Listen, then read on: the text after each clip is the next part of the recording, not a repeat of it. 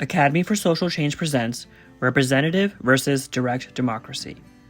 Have you ever thought about how even though America is a democracy, citizens don't really vote all that often? In the United States, the average voter can cast a ballot once every 2 years.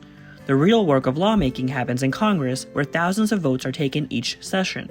Democracy is based on ordinary people having a say in their government, but exactly how much say should people have?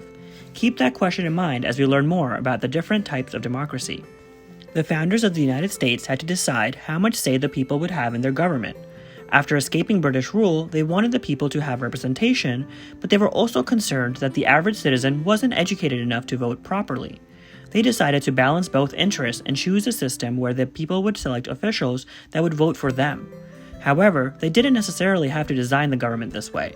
The American people could have voted on laws and issues themselves instead of through a spokesperson. These two systems are called a representative democracy and a direct democracy, respectively. A representative democracy is a system of government where citizens elect representatives to vote on laws on their behalf. A direct democracy is one where citizens vote on every issue themselves. The key difference between the two systems is who is voting on laws, elected officials or the citizens. The first direct democracy was in ancient Greece. In the capital of Athens, all citizens would meet to debate and vote on the issue of the day. In that time, citizen status was restricted to adult white males, but still, political participation was open to everyone that was a citizen. Assembly meetings were where citizens could pass laws and decrees by majority vote. The assembly also partially elected officials as the candidates were randomly selected by lottery. In contrast, representative democracies are based on the Roman system, which relied on leaders from different regions of the empire to be the voice of the people. In Rome, the government had three main parts: two councils, the Senate advisory, made up of the wealthy, and the Citizens' Assembly, which elected the councils. There were a number of citizen and tribal assemblies where ordinary people could discuss issues and laws.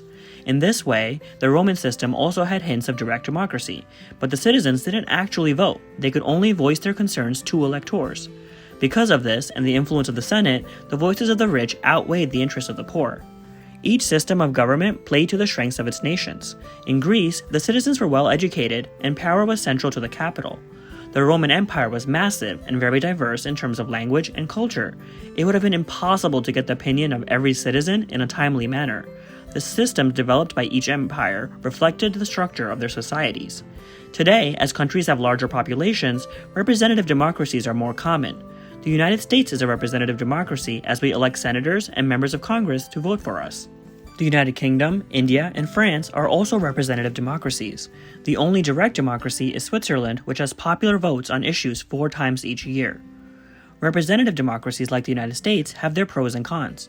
On the one hand, the US is very large, and less than half of all Americans vote in any given election. This means that it could be difficult to consistently contact the entire nation for votes, though technology has certainly made the idea far more possible.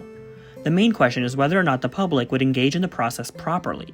People lead very busy lives, and much of the voting would require research, especially complicated problems dealing with subjects like the economy or foreign relations, where ordinary citizens don't have much experience.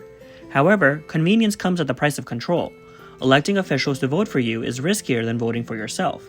You never know what other factors are playing a role in their decision. Campaign money, wanting to be re-elected, and personal morals could all cause a divide between what the people want and what an official votes for. Additionally, when one representative speaks for a whole group of people, some minority voices will inevitably be overpowered. In a representative democracy, it is harder for the people to assert their power, so every citizen needs to take voting seriously and make their votes known to their local and state elected officials. Now it's your time to think further.